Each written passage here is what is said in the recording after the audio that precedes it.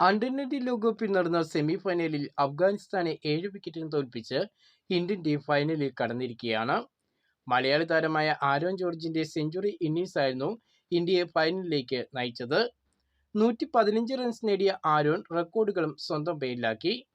Knockout റൗണ്ടിൽ ഇന്ത്യക്ക് വേണ്ടി സെഞ്ചുറി നേടുന്ന 9ാമത്തെ ബാറ്ററാണ് ആരോൺ ജോർജ്.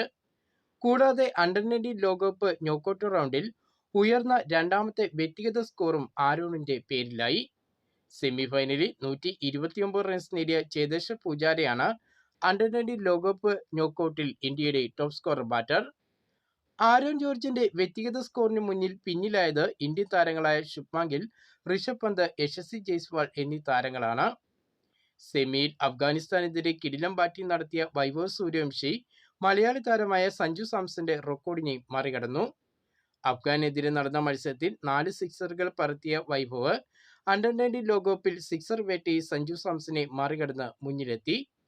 2014 സഞ്ജു 12 സിക്സറുകൾ നേടിയപ്പോൾ വൈഭവ് ഈ ഒരു ലോകകപ്പിൽ 15 സിക്സറുകളാണ് നേടിയത്.